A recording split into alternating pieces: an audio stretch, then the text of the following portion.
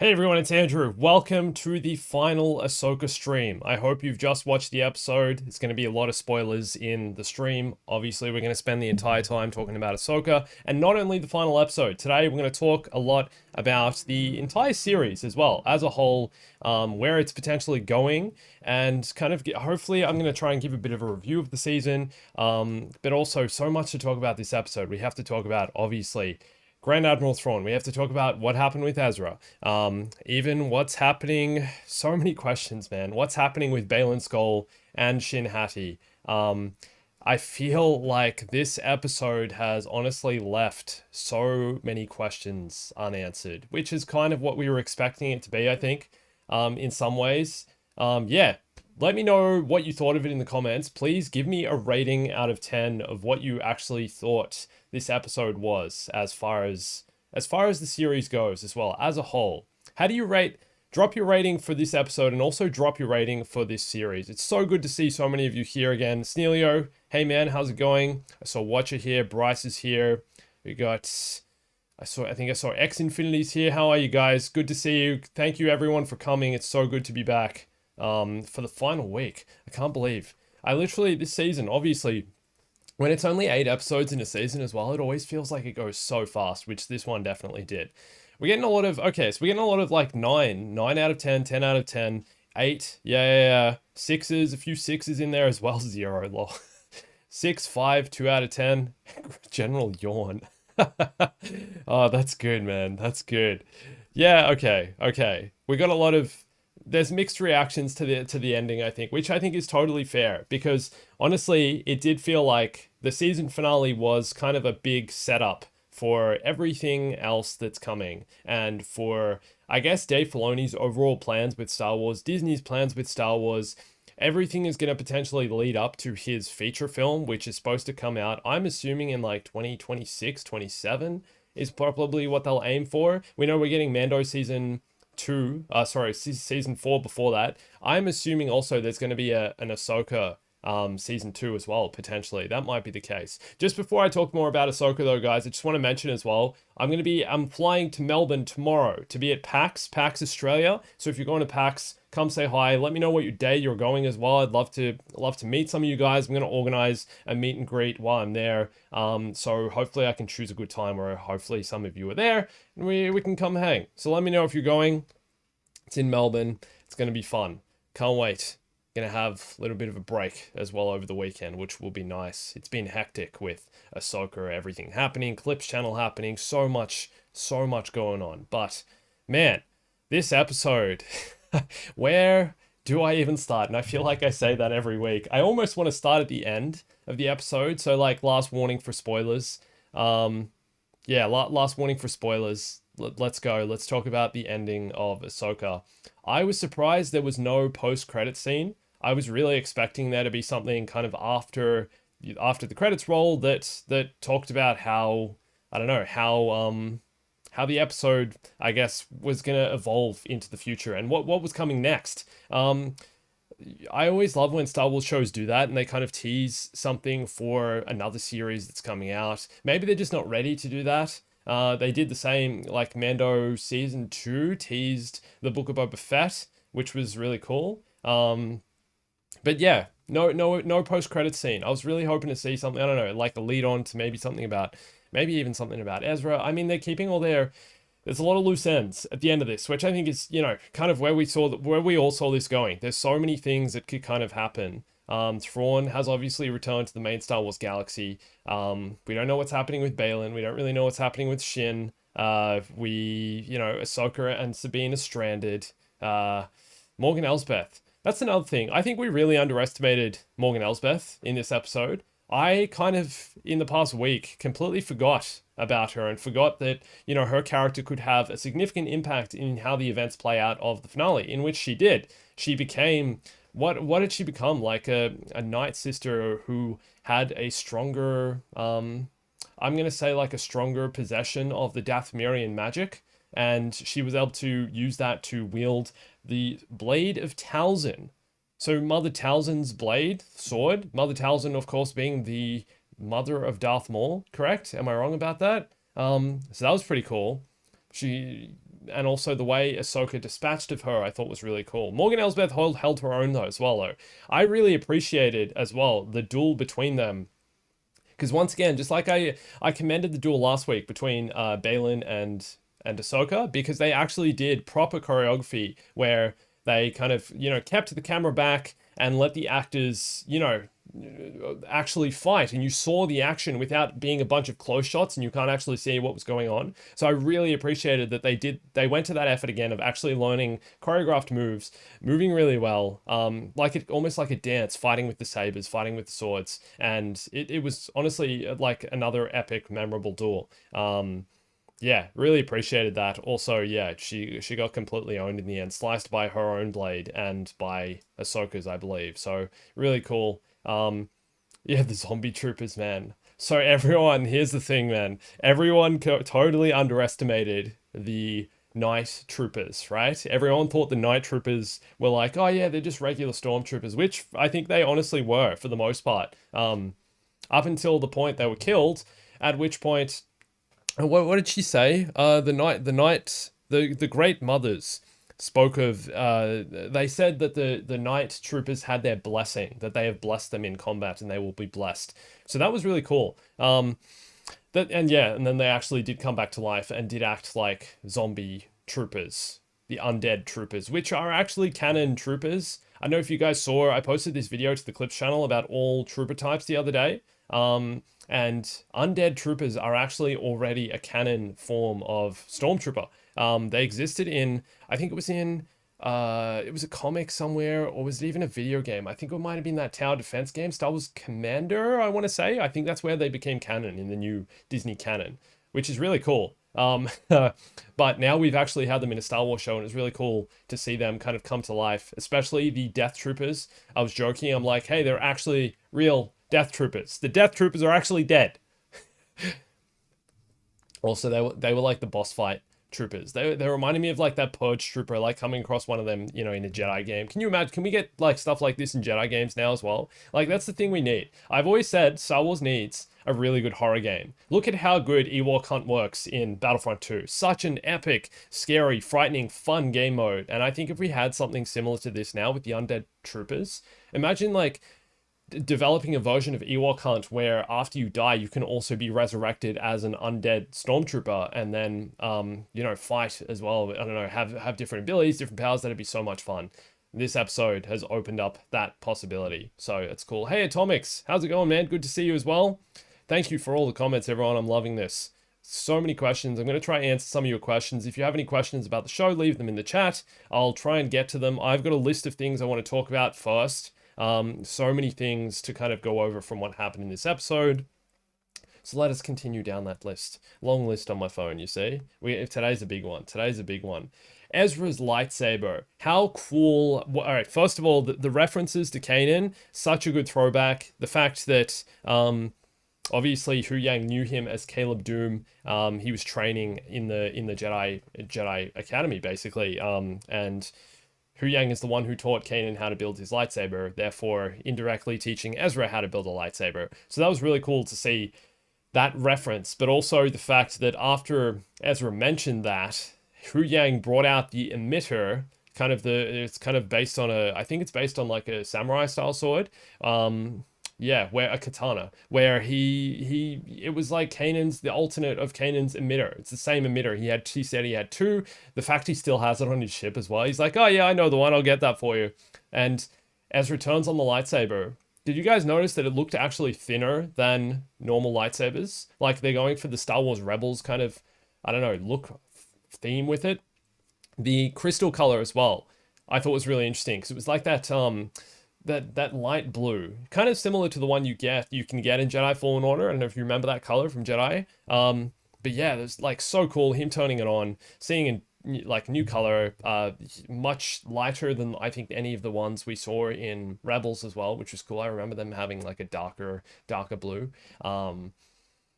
And then we actually got to see him use it, which was cool. I was skeptical about Ezra getting a lightsaber because in the last episode, he said to Sabine, hey, no, like you keep the lightsaber, maybe just during that duel, during that combat, when they were fighting the night troopers and fighting Shin Hati, Ezra just thought that he would use the Force and Sabine would be better equipped if she kept the lightsaber. But in this one, he actually built his own, which was so cool to see. Yeah, really enjoyed that. Really enjoyed seeing his lightsaber. The fact he's built his own one now as well. The fact he's not going to borrow from someone else.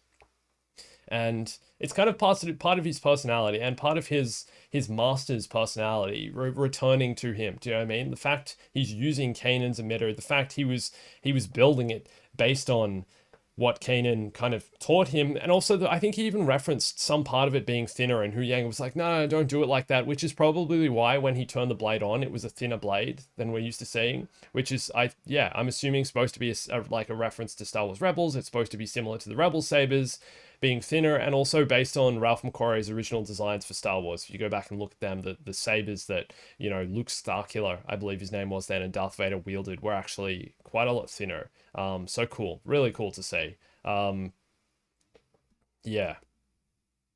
Oh yeah, and you're right. Thanks for that, Bryce. That scene also had the quote about the relationship between a master and apprentice is as challenging as it is meaningful. Something Hu Yang just dropped, which was obviously made directly. It was a direct, call out for Sabine. Something he was saying to Sabine, or a line of dialogue that was written for Sabine specifically so that she could hear that and kind of get greater context of her relationship with Ahsoka, what it's like. Then we also got some more background on her relationship and what happened and what Ahsoka thought of her. Ahsoka thinking that she was training as a Jedi for all the wrong reasons, that she was training because of what had happened to her family being purged during the Purge of Mandalore, that she'd lost all her family, and in some way she was trying to train to get power so that she could perhaps avenge their death or do something about it. So that was really interesting. Really cool to hear that backstory, and that finally we're getting more of the history and understanding of why Ahsoka, I guess, was so skeptical of Sabine and what happened previously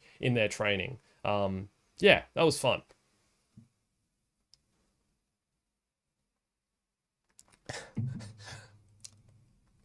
All right, what else?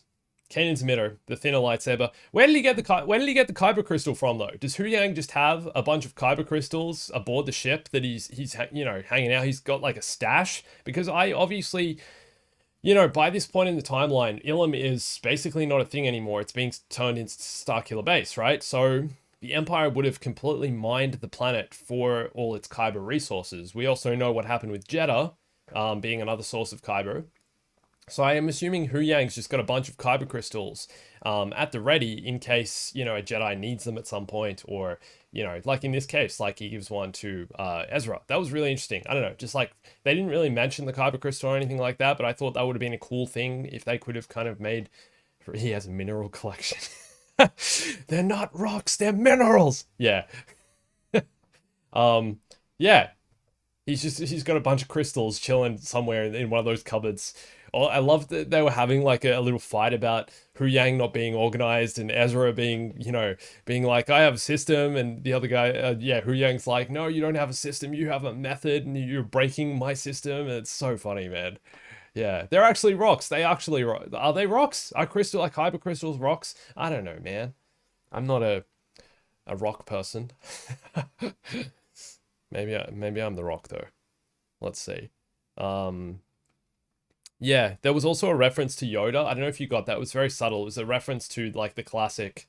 It was a reference to like the classic "Do or do not, there is no try." Ahsoka says, like how Ahsoka says to Sabine when they're standing on the ship outside on the wing. She's like, "How's your training coming along?" And Sabine's like, I'm trying." And then she's like, "No, I do." Which is, do or do not, there is no try. Cool to see that Master Yoda is still getting kind of a subtle input in their journey. Yeah. So that was a fun little shout out to Yoda.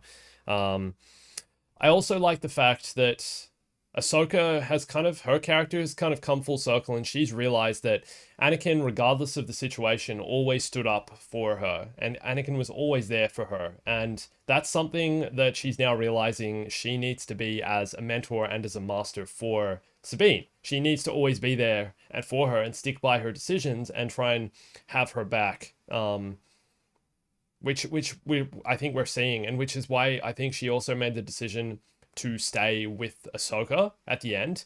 Honestly, okay, this is a big that was a big moment in this episode. The point where Ezra jumped onto the Star Destroyer, right? Sabine lifted him up using the Force. He's on the Star Destroyer, and Sabine then turns around and sees Ahsoka is in trouble. She's being overwhelmed with the Night Troopers and also Morgan Elsbeth. And in this moment, Sabine has to make a choice, right? This is the choice between her friend who she traveled all this way to save and see, and hopefully he was still alive, which he was. She saved him. He wants to go home. Or choose between her master, who is clearly in trouble, who clearly needs help. Both of them need help in the situations they're in, right? I honestly thought that this moment was going to decide Ezra's fate. And this is something maybe I can be a little bit critical of this episode. There were no like massive consequences.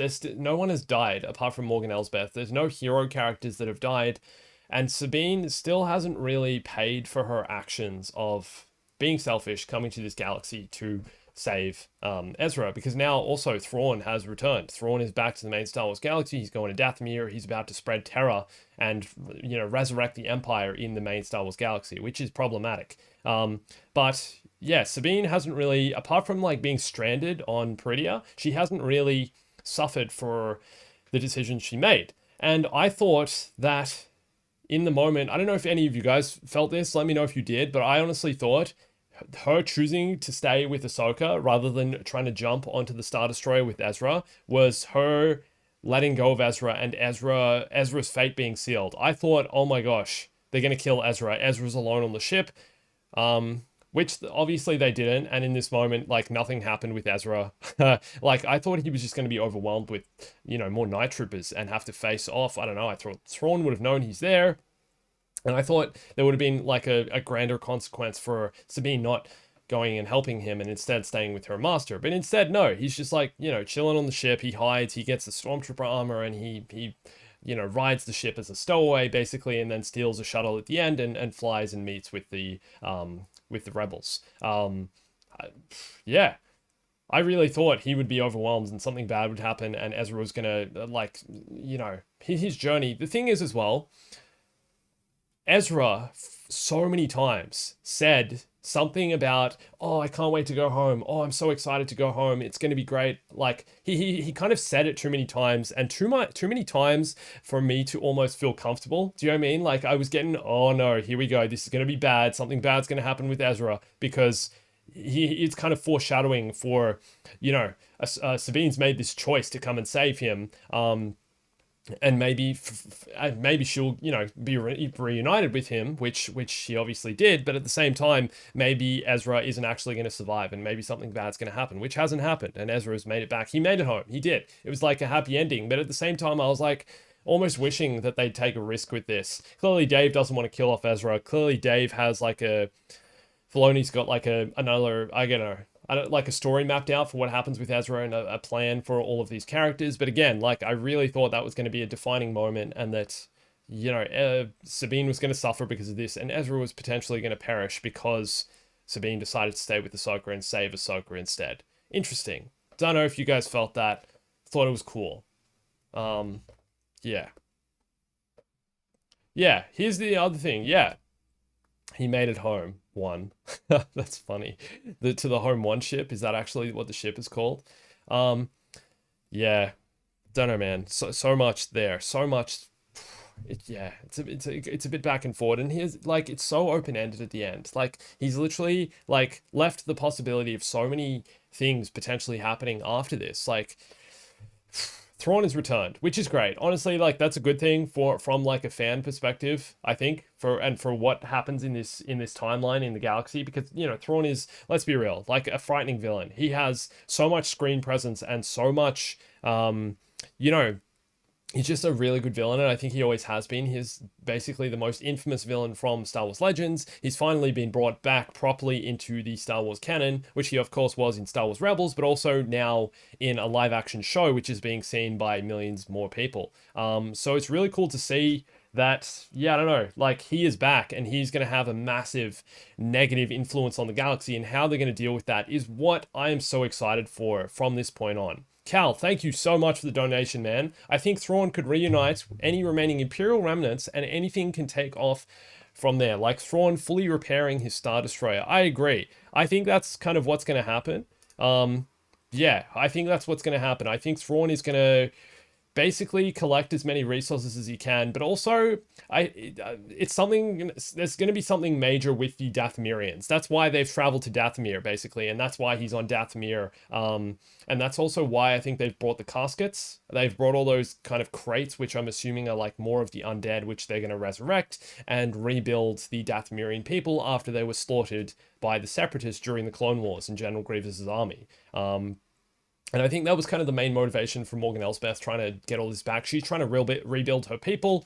I also thought it was interesting. Did you guys notice that Ezra made reference to Thrawn came here and woke up the Great Mothers. He woke up the Night Sisters. So potentially they were in hibernation or, you know, sleeping in their catacombs, in their caves. Perhaps, I mean, we don't really know. Are they like undead as well? I'm assuming they kind of are, the Great Mothers. I don't really know how they work. I don't think we're supposed to know at this point. But yeah, I think in some way, yeah, like Thrawn is gonna now that he's back in the main galaxy, he's gonna potentially, yeah, put together the other Imperial remnants. I mean, that was the other thing. We saw Moff Gideon in The Mandalorian speaking to, what was it, the Shadow Council or something like that, I believe they were called. So they were kind of corroborating on you know, returning to power and basically working in the shadows. That's why they're called the Shadow Council. How original, right? And yeah, and coming back to, so maybe, you know, once I think they all learn that he's back, which I think they made reference to in that meeting in The Mandalorian. I think they even made reference to Grand Admiral Thrawn and said, oh yeah, is he coming back and whatever. I think that was a thing. So I think once that happens, it's likely that we're actually going to see, yeah, all of them come together. And, you know, we don't even really know that Moff Gideon's dead. So maybe he'll have some part in this, even though he seems to play as more of a rogue agent, like on his own. Yeah, we'll see what happens there. But yeah, Thrawn is going to get all the resources he potentially can back together. Yeah. All right, Director Void, thank you for the donation, man. Appreciate it. Do you think Balin is being called by Abeloth? I think it definitely has something to do with that. Now that we've kind of seen the statues at the end and, you know, everything, the location he was in, he'd also gotten changed. He looked, the cliff face he was standing on, who was the father was the statue, right? I'm pretty sure the giant structure. Correct me if I'm wrong. Can you guys like let me know? Is that actually who it was? I don't really know much about that side of Star Wars, I guess. Like that gets a bit further into the lore than I guess I'm like, you know, aware of. I haven't done the proper research on that stuff. So do you like, is that what he's doing? It seems like, yes, it seems like he's being called by something that's in the Force, that's kind of beyond this world, and something that exists within the world between worlds, or something, you know, further and beyond our understanding, something more mystical that we're really not that aware of just yet. So I think that's definitely what's happening. But at the same time, how are they going to tackle that? We'll come back to Balin's skull. I just want to, yeah, it's Balin standing on the top of the father statue. It is the father. Thank you. Yeah, thank you for the donation, Pritima. Thank you, man. Appreciate it. Yeah, Balin standing on top of the father statue was a beautiful sending off for Ray Stevenson. Okay, I agree. I really agree it is, but how is this a sending off? Because obviously they're going to have to acknowledge this, and there's something that's going to have to happen as a result of this, right? So, R.I.P. Ray Stevenson. It's so sad that now we've seen his involvement, and he barely had a role in this final episode, which was also a bit sad. I was really hoping we saw more of him. Yeah, so, but it obviously, like, it's, yeah, Filoni, there you go. He's leaving it quite ambiguous about what's going to happen. We don't really know how they're going to tackle the Ray Stevenson or, you know, Balin Skull issue. Because I really honestly I really hope they don't take the deepfake angle. I really hope that that's not the way they go about this. And kind of, you know, now we're seeing as well that, you know, Filoni clearly had plans for him beyond Ahsoka. He was going to be a character that was going to, you know, continue into Star Wars and go further and deeper and become, you know, I guess like a much, I don't know, like a part of Star Wars lore, like a deep, be a prominent role in whatever's coming next. So we're seeing him standing on statue of the father, which means that yes, he's potentially being called by something deeper in the Force, something in the world between worlds that we're not fully aware of. And what's going to happen with that is he is either going to like become one with the Force or play like a greater role in the overall kind of, I don't know, like Star Wars timeline. It almost seems like he's going to have some significant role, but how are they going to do that? I don't know how they're going to get Balin in back in the show, because like I said, I really hope they don't take the deepfake angle. Do you guys want to see deepfake Balin? I don't know. I just don't think it's the way to go, especially like considering, especially considering the ethical implications of doing that. Um, yeah. And also recasting the actor. I don't think that's something they can do either, considering the screen presence and kind of just, prominence that Ray Stevenson brought to the role. I really don't think they can recast and have someone else play him. The one way, yeah, no deepfake. No one wants deepfake. Great. I totally agree. I think the one way they could do this is to kind of mask him, like either put a helmet on him, put a mask on him, or kind of imply that he has transcended his physical form in some way. Perhaps, he kind of, fuses into something more mystical, into a mural on a wall, or into a, some kind of spirit, something connected deeply to the Force. And I think that's like, that would be the, I want to say like, I don't know, that'd be the like ethical or just the, respectful way of dealing with his character and, continuing on who he is. Obviously, like, we don't know, potentially Ray Stevenson's already filmed other scenes though that we don't know about. Potentially he's recorded voice lines. He's potentially recorded voice lines for what's coming next, and maybe they're going to use some of that. I don't know. Here's the other thing though, with the way AI is progressing at the moment, they could potentially, use an AI voice to recreate Ray Stevenson's voice, which is also quite a scary thought and something I don't think they should do. Also considering the ethical implications around that. Like, is that really okay to use an AI voice to replicate someone who's just passed away because you want to continue on in the show? Obviously, his estate would have to sign off on that, and any portrayal of him from now on, I think needs to be approved by Ray Stevenson's estate. So whoever, is his like next of kin, or whoever's managing his affairs after he's passed on. And I think, maybe that's where this is going. Maybe, I don't know. I don't know. The AI thing would scare me. Yeah, no AI. No one wants AI. No one wants deepfaking. I know, because it's like, it takes out the humanity of the character. So I don't know how they're going to deal with that. It's going to be tricky. That's what I'll say. I hope he just gets a mask or becomes something else, and something that's transcended beyond his physical form. Jack, thank you for the $5, man. I appreciate it. Never watched Rebels or the Clone Wars, so confused with Shin and Balin's ending. Any explanation? Haha. Exactly on topic. Exactly what we're talking about. Yes and no. That's the thing. It's like, it's still confusing, I think, for people who have watched Rebels and the Clone Wars. And in some ways, like, I want to talk about this show in some ways like alienating part of its audience, because that's the tricky thing here as well. Obviously, so many of the characters in this show and kind of the themes of the show have been heavily inspired by Rebels in particular. And coming in it fresh, not having watched either of these series, is a bit tricky, I think, still to understand things. Dave has said quite a few times, I believe, that even if you haven't watched them, you can still pick up this show, which is kind of what they did in this episode by, Ezra explained who Kanan Jarrus was. Kanan Jarrus was Ezra's master.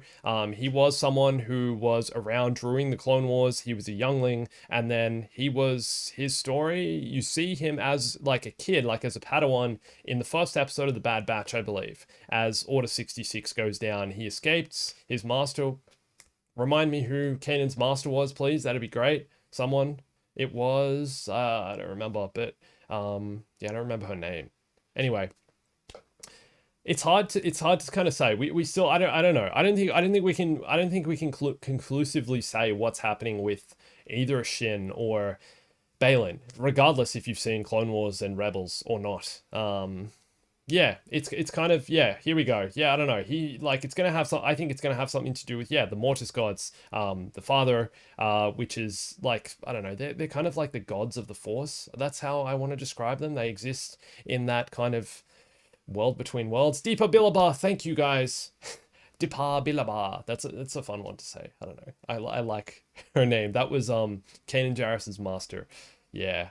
Yeah, she gets killed in the Bad Batch, which is sad and tragic, and I think that had one of the better Order 66 scenes. Not to get sidetracked, but yeah, that was fun. Let me just get a drink. Yeah. I think also, like, while you're asking about Shin Hati, we need to talk about what's happening with her. So she looks like she's going to hang out with the raiders, the native raiders to Peridia. Her going on the cliff and, you know, putting up her lightsaber was her signaling that she's there. I don't think it had any, like, deeper meaning beyond that. It was just her being like, yeah, hey, I'm here. Can I, like, join you in your camp? Because I don't really have anywhere else to go. I've been stranded. I'm away from my homeworld. You know, I'm obviously not going to go with Ahsoka's gang and with the Noti, I think that's the little pod guy's name, the turtle characters. Why do I always forget the name of their species every week? I swear, I can't remember them. Noti, I think. But obviously, like, she's not at a point in her character development where she's going to turn back to the light just yet. She's seeking an ulterior outcome, and I think that's why she's going to go hang out with raiders and potentially, you know, just like, I don't know, bunk with them for a while and stay with them and kind of learn from them. Yeah, and live off them, I guess. We don't really know how anyone's going to get, all right, here's the massive question. How is anyone going to find a way back to the main Star Wars galaxy? I have a theory that I just thought of at this very moment, that they're going to get there through the world between worlds, because they obviously don't have the technology on this planet to travel back to the main Star Wars galaxy, and we don't really know what else is in this galaxy. If anything is nearby, if anyone's going to come visit with that does have the technological capabilities. So they're either going to get there through the world between worlds, or the Purgil will come back. They'll be able to signal the Purgil. Obviously, the Purgil come here, but we also know this is where the Purgil come to die. It's kind of their final location that they travel to, and is known as like a Purgil graveyard, which is also quite scary. And the planet's rings, not called asteroid belt, but you know what I mean. The rings around the planet, like the rings of Saturn, are prominently composed of the corpses of Purgil, which is quite dark. And I saw someone say that was very metal a while back, I think, which is, I totally agree. Imagine your whole planet is just surrounded by corpses, like, of these space whales. It's pretty cool. I don't know. But, yeah, I think that's a likely scenario, and I think it's going to be something about, I think it's also going to have something to do with, Talzon, how's it going? Good to see you back, man. I think it's also going to have something to do with, yeah, like Balin's Skull and whatever he's kind of working on, which I am assuming is going to involve the world between worlds. It seems like they're going to have to travel through that in some way, and that will influence the effects of the galaxy, in that sense, like in that realm. I think they're going to have some connection with it, but when and how? And are we getting an Ahsoka season 2? None of that's been confirmed yet. Like, I'm not, again, I have to come back to this. I'm so surprised that they haven't included a post-credit scene that's kind of going to give us a hint as to what's next, because we have no announcement of what's next. And maybe there's some uncertainty about what's next because of the strikes that have been going on at the moment, the writer's strike and the actors strike. Maybe they kind of haven't been able to tease their next projects just yet because nothing is fully in the works, and it's only very like early loose plans, as they actually haven't been able to work on it. Thanks for becoming a member, Talzan. I appreciate it, man. Good to have you. Drop an emoji in the chat. Yeah.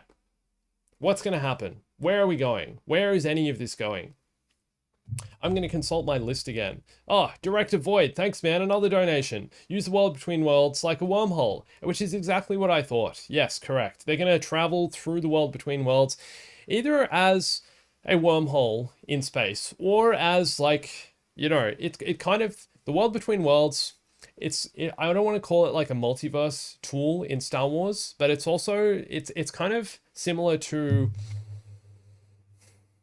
like, it's like, showing you opportunities or moments in your life. I think this is how it works anyway. Like, I'm only taking the example of what happens.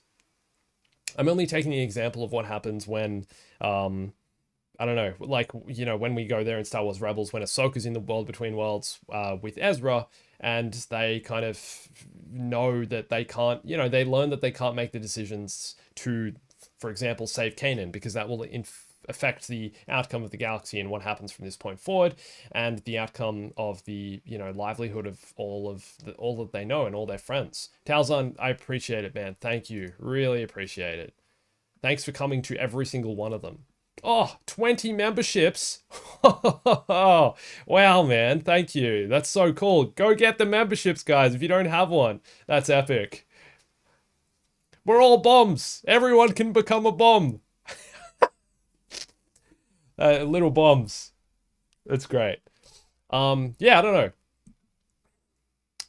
Yeah, the world between worlds, right? So they're either going to like see the events of the galaxy unfold before them and be presented with the choice to affect and change them. And perhaps that's going to involve some point, like looking back on, I don't know, like Ezra jumping aboard the Star Destroyer and perhaps like, getting on top of it, and maybe they'll be able to join in some way, but also maybe that'll affect Ezra's outcome. Maybe they'll be able to go back to that point in time.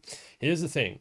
I want to mention another time-bending kind of scenario. Do you guys remember, have you seen or read Harry Potter and the Prisoner of Azkaban? I think it's the third one, right?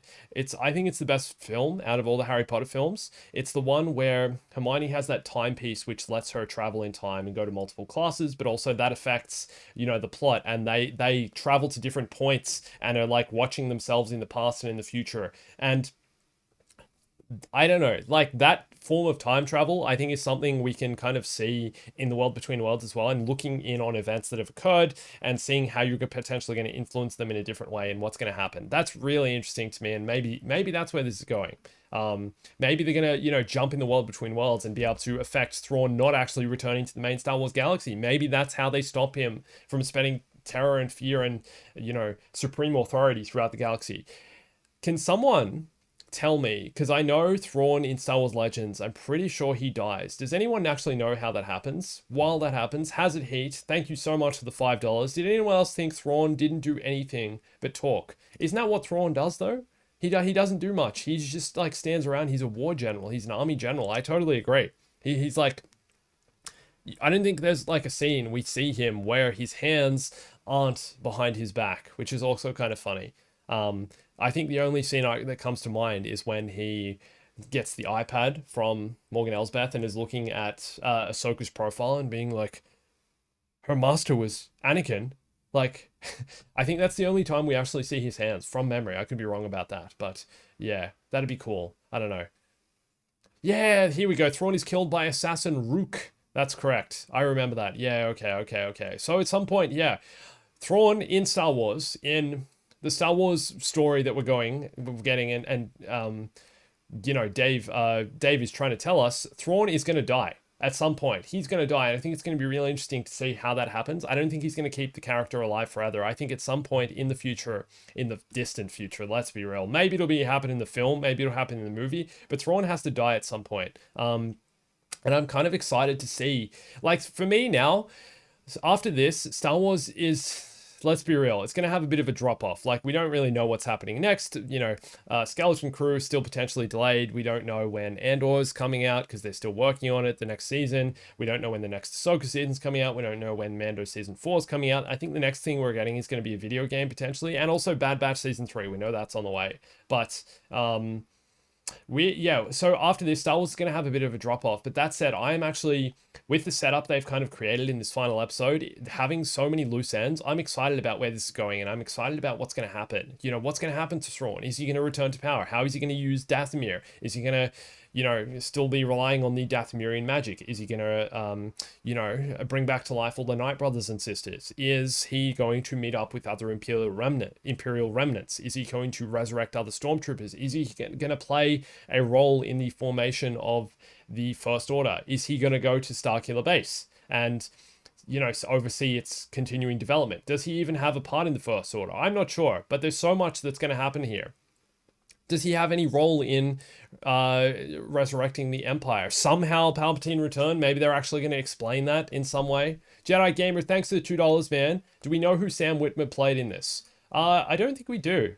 I think he was potentially just a stormtrooper, to be honest, or a background character, or someone. Maybe I think he maybe provided like additional voices, but I'm not sure of who, and I don't think that's being confirmed. Now that the final episode is out, maybe we're going to learn who he played, because yeah, I think he's been listed. I don't know if he was in the credits for this. I haven't checked, but I know he was listed in a few episodes in the credits. So I'm assuming he's playing a background character, or just like, I don't know, a voicing someone, voicing something, and just basically wants to be involved in the project, unless there's going to be a major reveal about him playing some more significant role. Let's be real though, I don't think it has anything to do with Starkiller. Oh, guys, we have to talk about Marok. Can we just talk about Marok for a second? What an absolute red herring of a character. Like, first of all, he hasn't been properly explained still. We know he was, resurrected basically using Dathomirian magic by Morgan Elsbeth, right? But then no one's explained who he was and what he was. I'm assuming he was once an Inquisitor during the time of the Inquisitorius and being led by Darth Vader. Perhaps he was killed and then brought back by Morgan Elsbeth once she stumbled across his armor and lightsaber for some reason. And there's literally like no reference of him since his death, basically. Since he was killed, no one talks about him. And it's so funny because he was involved so heavily, I think, in the marketing for Ahsoka, the initial marketing and some of the initial trailers. He was in like every trailer, and it was like, oh, who is this Inquisitor? Who is he? No one knows. He's no one. He's literally no one. It's like a great red herring. It's kind of funny. I don't know. It's like that, I don't know. Who was that character? Who was the character that died in... There was some character that died in Obi-Wan. He was like a pilot. I don't know, that he was like a rebel pilot that saved Obi-Wan from the Imperial base. Wade! You guys remember Wade? They made a whole thing about Wade's death. And it was like this sad thing, and everyone's feeling sad at the end of the episode and stuff. And it's like, who's Wade? Like, no one cares, man. They made like a whole sad, tragic thing about it. I hope you guys remember that. R.I.P. Wade. I made a clip for the Clips channel that I think is... some of my finest work, if I'll say so myself. It's very funny. It's like an R.I.P. Wade video, and it's just like dumb, tragic, silly. I don't know, man. Yeah, Hazard Heat, $1. Sorry, $2. Thank you so much for the donation, dude. I appreciate it. What's gonna happen to Balin? R.I.P. Ray. Yes, correct. I talked about this a little bit before. I think, yeah, he's going to become something in the world between worlds, or something more mystical, and something to do definitely with the father, which is basically like a father of the Force, father of, they're in control of something that we don't fully understand just yet. R.I.P. Wade, 2023 to 2023. It was 2022, but yeah. Yeah, but I don't know, Balin, agree. I think we should like spend a little bit more time kind of breaking down what could potentially happen with Balin. Thanks for bringing it up, Hazard. I appreciate that. Because it's going to be interesting to see whether they decide, what route are they going to take, and how is Dave Filoni from this point forward even going to be able to include him in his future plans? Because yeah, like I said before, and like most of you agreed on, we can't take the deep fake route. I really don't think we can do that. Even like, it's kind of like the same way they did with Tarkin, who was played by Peter Cushing, who would, he passed away in the 1990s. So bringing back to life an actor who's been dead for nearly 20 years, there's obviously, ethical implications around that. And that was, deep faking technology in its early stages. It was quite a few years ago. It was in Rogue One. And they also did the same with Carrie Fisher at the end of that, with a young Carrie Fisher at the end of that, when she says hope, when Leia, or Princess Leia says hope.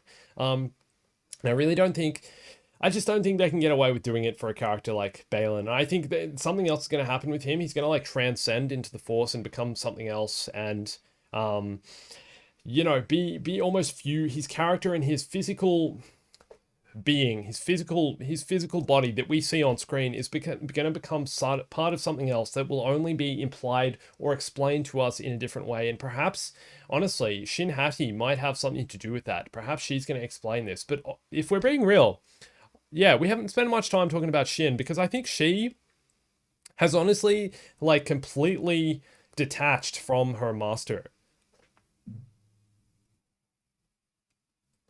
There's something about what Shin is doing that she's just like, I don't know, she seems to have completely kind of stepped away from her master, who he is, and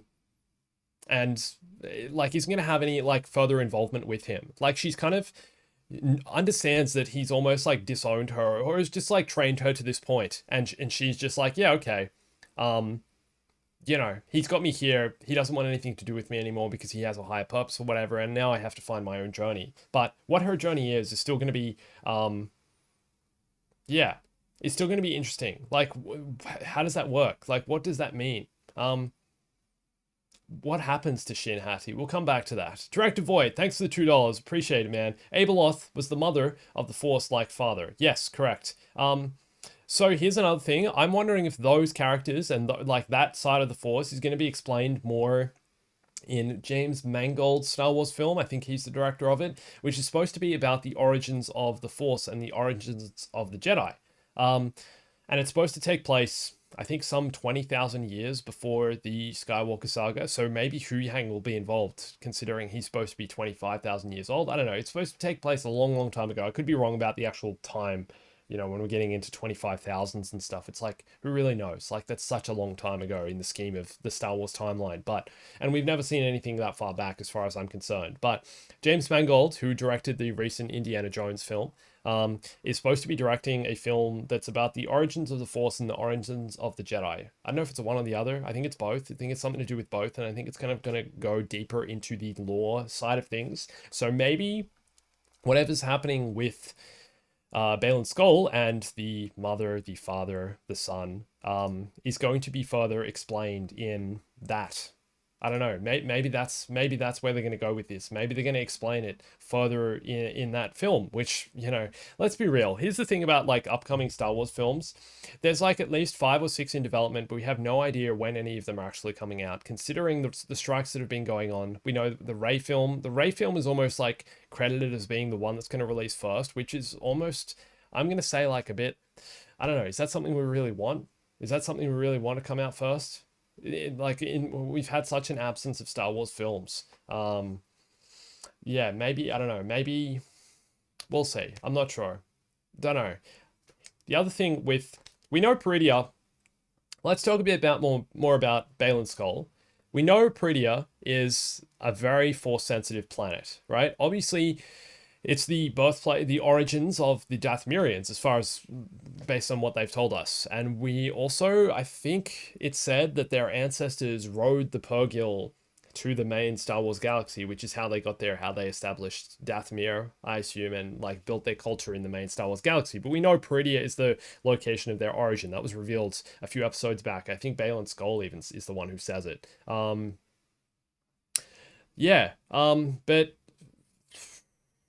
it's obviously a very Force-sensitive planet, so is Balin going to also have something to do, and like what he's doing next, is that also going to have some relation to the Night Sisters still, and to the Dathomirian magic, to the Great Mothers, or is it going to be specifically about the Force and about the Mother and the Father? I agree with what some of you guys, I'm just reading some of your comments as well, you're saying that going back and explaining the origins of the Force and the Jedi kind of kills the mythos of Star Wars. It's not something I think we necessarily need, and I hope it doesn't get explained in a way that it's like the midi-chlorian thing, right? When Qui-Gon says the midi-chlorian line in The Phantom Menace, that was such a moment of contention and a moment of conflict for Star Wars fans, because everyone was like, no, it's such a, like, what do you mean they exist in like these little microorganism things that are, are the living breathing force? It kind of, it destroys, like, it's, you're making it scientific. It's not supposed to be scientific. It's supposed to be,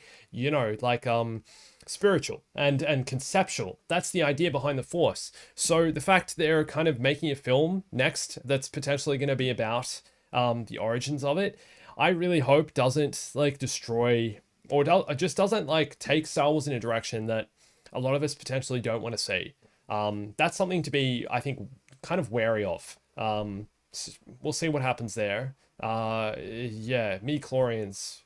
Some, all right, here you guys, some of you guys like the idea of the midi-chlorians. I know, I've seen kind of mix both sides. I'm saying when the idea was originally released, though, like when that film came out, so many people hated it. Like, it's one of the big things people hated about the Phantom Menace. I just remember it being like oh, you can't talk about midi-chlorians, man. Like, George, what are you doing? Like, killing Star Wars.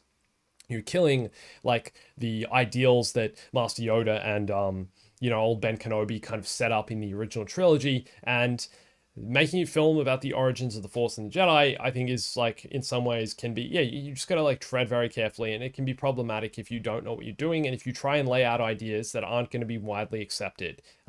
It's scary stuff. We'll see what happens, but I'm very skeptical about dancing around ideas that involve origins of things. It's like, there should be some mystery. We don't need to know how it's, why the force makes sense. We don't need to know why exactly the force works. We just know it works in this universe. People, they're able to manipulate the world around them because they have a connection with, it's like having a connection with a spirit. Do you know what I mean? There is something mystical and magical about it, and that's kind of what's fun. But it's also, a very kind of almost like I don't know, it's like a spiritual, almost like a Buddhist thing, where it's, you're meditating, you're connecting with yourself, you're believing in yourself, you're having inner peace and inner, you're letting go of attachments with the Jedi way. You're understanding what kind of matters, and through that spiritual connection with,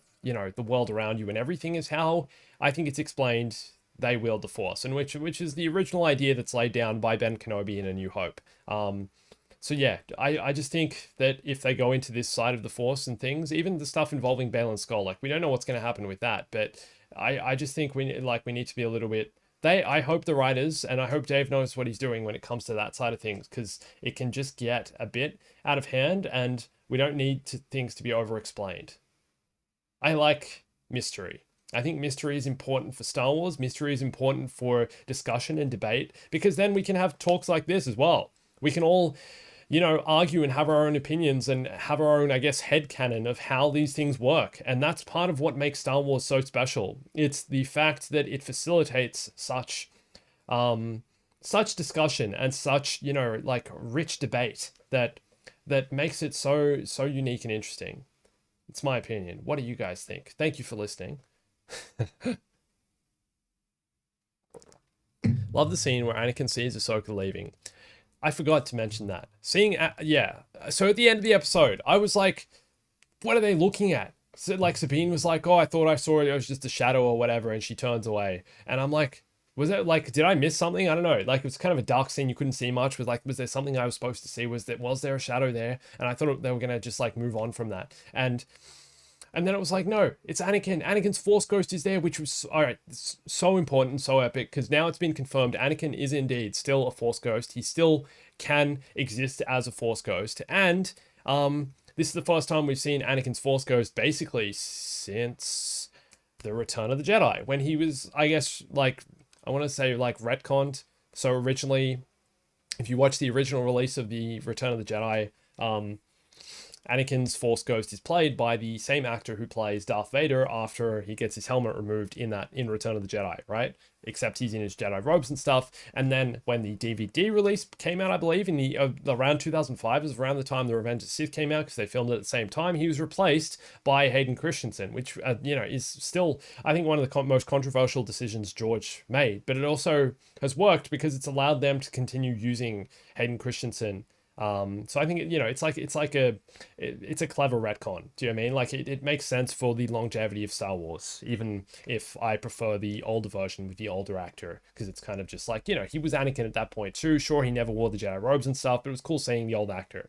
I know what you guys think of that scene. Like it's kind of divisive again. It's one of those divisive things like midi-chlorians, right? But so cool to see Anakin's back as a Force ghost for the first time since Return of the Jedi. He's back, and um, yeah, if there's a season 2 of Ahsoka, which I'm assuming there's going to be, I think it's very likely we're going to see some scenes between Anakin's Force Ghost and Ahsoka, and potentially even Sabine, as they figure out a way off this world. It's kind of going to be like, you know, Luke spending time on Dagobah. I think it's going to be like that. You're on like a planet where you're kind of stranded, you're stuck there, you're here to train, you're here to, you know, grow as a person and learn more skills, become more of a Jedi, and you're looking for guidance. And, you know, Force Ghost Anakin is likely going to provide some confusing guidance where, from a certain point of view style guidance, where, you know, he talks in riddles and Ahsoka's going to have to figure out what she's doing next. But it's a great opportunity. Like, honestly, just the fact they got Hayden Christensen involved in this is so much fun. And so, like, yes, like that's, you know, he's around, like, he's willing to do it. He's willing to be involved. He's relevant. Obviously, it's Ahsoka's master. Like, do it. Like, and they've nailed that. And you know, for me, I think that was definitely the best episode of this season, when Ahsoka falls into the world between worlds and has the Clone Wars flashbacks. I think there was so much, even though that episode, I guess, is relying on, you know, nostalgia in the past and everything, it's still, there was so much character development in it, and it was Ahsoka's kind of turning point in the season. And before that, we hadn't really seen her smile, we hadn't really seen her upbeat, and she didn't seem to be her old self. And after that, she's become more of her old, cheeky, more playful, but also wise self, and understands, you know, the kind of mentor she needs to be for Sabine. So I love that side of it, and I love that, you know, they're kind of, you know, using Hayden and using Anakin in, I want to say, like, a classy way. Here's the other thing: they're not like overusing him. He's not in every episode. He's not in every moment. In this episode, he's just there as a Force ghost. Speaking of Force ghosts, Qui-Gon Force Ghost at the end of the Obi-Wan series. Please make Obi-Wan season 2. Ewan McGregor said he wants to do it.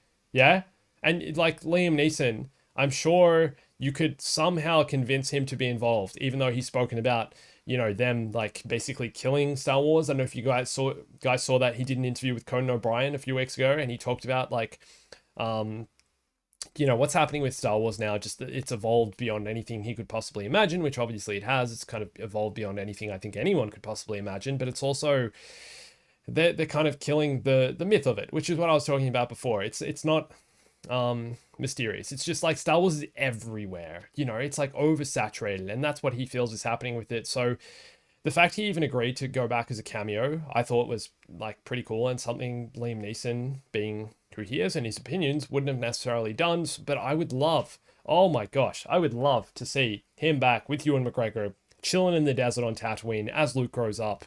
Like, let's make that happen. Can we get that happening, please? Like, that'd be so much fun. Just saying. Yeah, lol. Yeah, they could get him back with money. I mean, I think the guy's got enough money, but like, it'd be more something that he'd do, I think, if he was willing to do it. And perhaps if Ewan McGregor convinced him in some way to do it, like, there'd have to be a reason for it. But just speaking of Force Ghosts, like, with the way the Star Wars universe works, the fact Force Ghosts exists, and the fact, I guess, you know, the like, you can basically bring back dead characters and they can play more of a mentor role, but also, like I said, talk in riddles, be a bit mystical, be a bit strange. It just presents such great opportunities, and I think they're nailing that with Ahsoka and with what they're doing with Hayden Christensen, but I think there's more potential for it elsewhere. And I'd love to see Liam Neeson back in, yeah, I'd love to see Liam Neeson back in some way. That'd be cool. Talzund, thank you for the donation, man. Morgan said, for Dathomir. Yes, why would she say that? I agree. Other things they loaded Night Sisters? Yeah, like, you mean the crates they loaded, the caskets or whatever they were? What's the plan for Dathomir? Zephyr related or Empire capital? A lot of questions. Great. Yeah. Let's talk about it. I'm not sure. Thanks to the $5, man. Appreciate it. Every week, man. Talzon, you've been here every week. I just got to say, I really appreciate it. Thank you for the support every single week. And thank you for handing out the memberships just before. Awesome.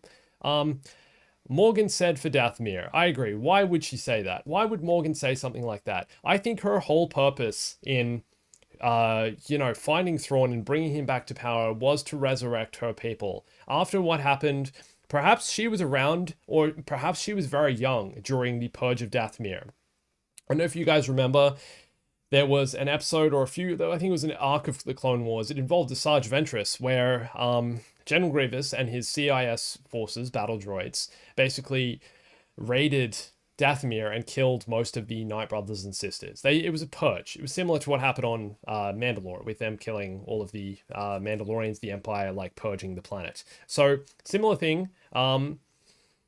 I think that was her main motivation for coming back to the main Star Wars galaxy and for bringing Thrawn back, was honestly to like resurrect her people. And I think, yes, I think that's what's in the crates. I think that's what's in the caskets.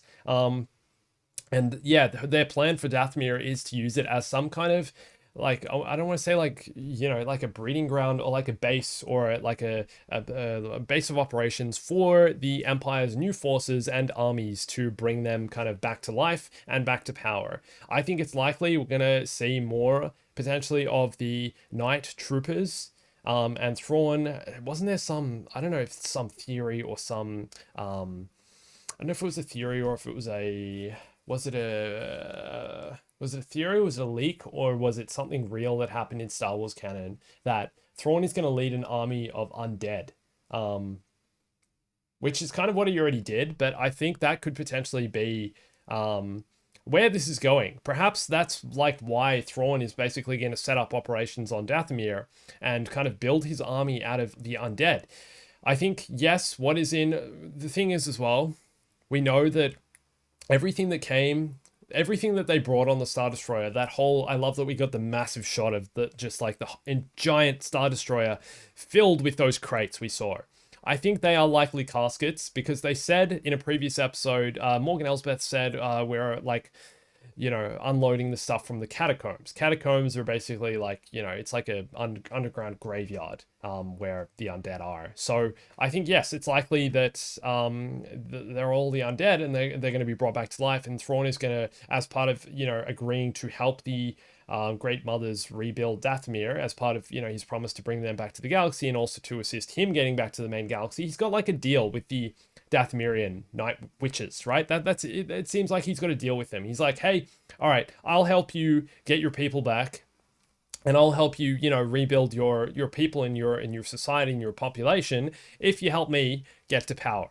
It's like a win for win on both sides, and I think that's like why Ezra said he woke them up. They were kind of his only way out of this galaxy that he'd been stranded to with Ezra. He woke them up from, I assume that like a hibernation. They were sleeping. They were in a mode of stasis. Perhaps he's woken them up to then bring them out into this new galaxy to then try and regain power, but also resurrect the Dathomirians. And I love that that's something Dave has kind of realized. He's like, okay, let's look at oppressed, let's look at Star Wars civilization. Let's look at Star Wars societies or Star Wars species that have been severely oppressed or severely, something really bad has happened to them. And obviously, like Darth Maul, lived a tragic life, and that was something they explored in Star Wars Rebels as well, and kind of his outcome in that, and his constant a need for vengeance on Obi-Wan.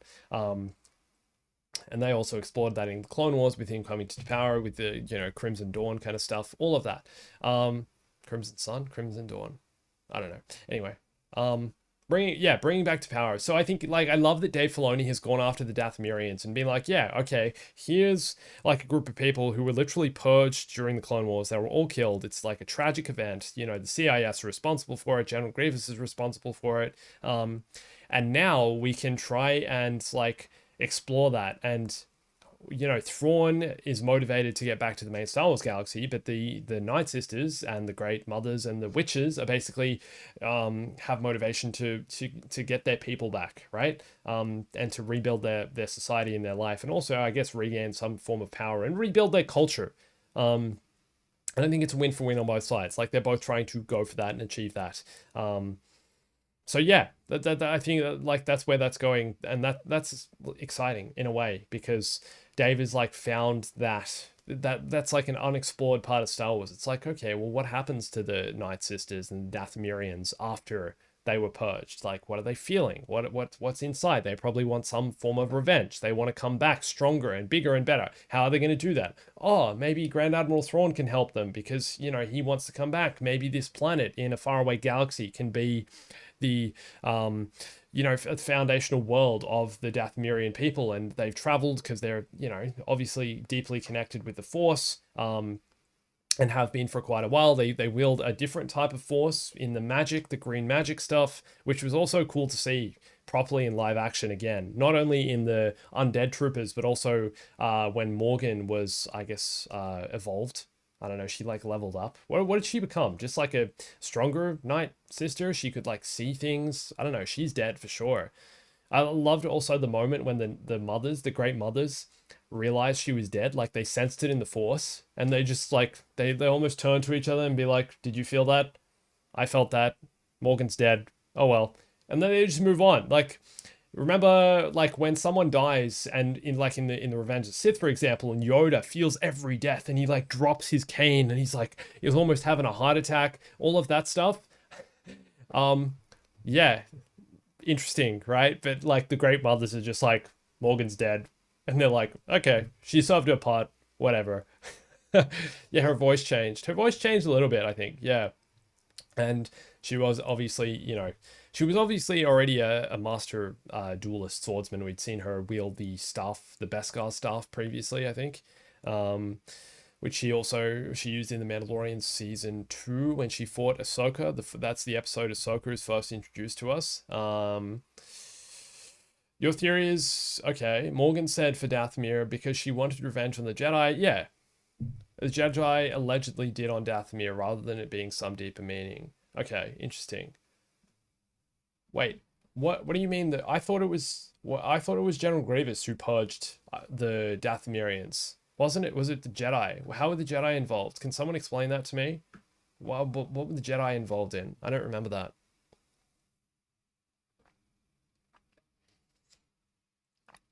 Yeah, World Between Worlds.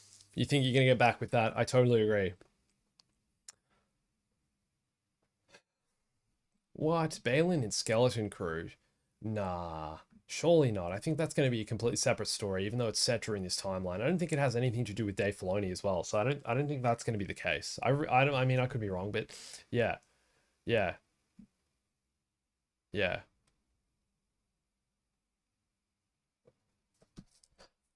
Sabine. Oh yeah, the other thing, like, let's brief moment. Sabine, you know, they're like trying to lift the gate. First of all, how did that Imperial bombardment from the Star Destroyer not like kill Sabine and Ezra and Ahsoka as they were riding the beasts into the gate? Like, come on, man. There's like bombs going off everywhere as if you're dodging every one of them. Just saying. That's like heavy plot armor, which is fine. But also, Sabine in that moment trying to like helping like lift the door up. We all know she did nothing. We all know she can't wield the Force and couldn't. She wasn't helping.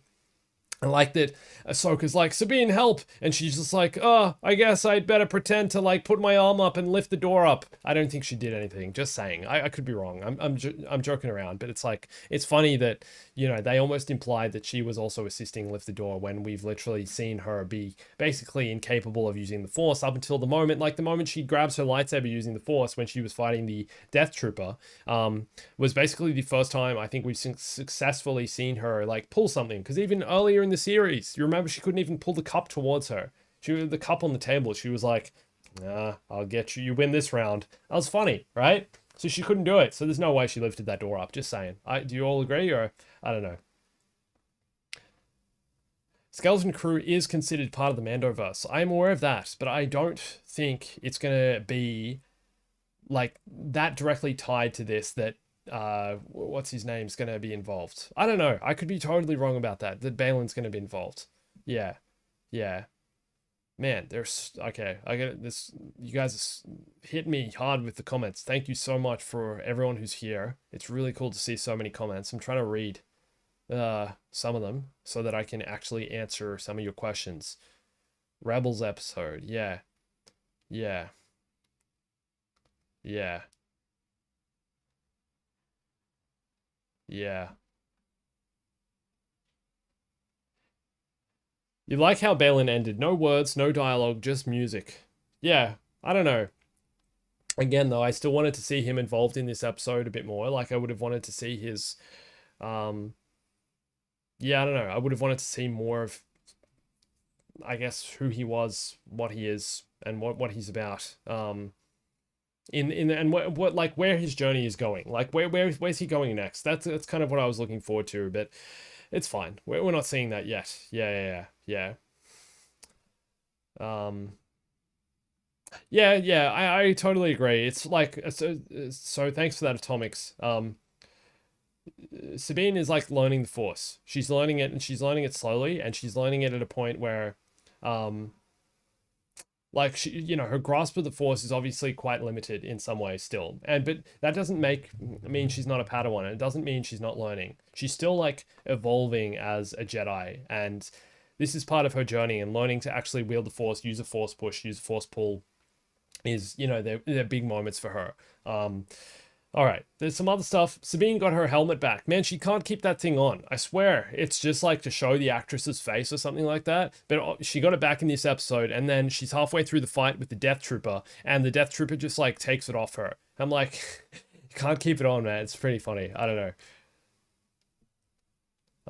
She also says got him, which was funny. What did you think of the collision with the TIE fighters? How did those TIE fighters not just like destroy the wings of the T6 shuttle, the Jedi shuttle? Like they use the boost on the shuttle after the TIE fighters like bomb the shuttle, they use the boost to like, hit it from the sides, right? And they destroyed the two TIE fighters doing that. I know TIE fighters are weak and have quite low shields. Toasted Shoes is here, man.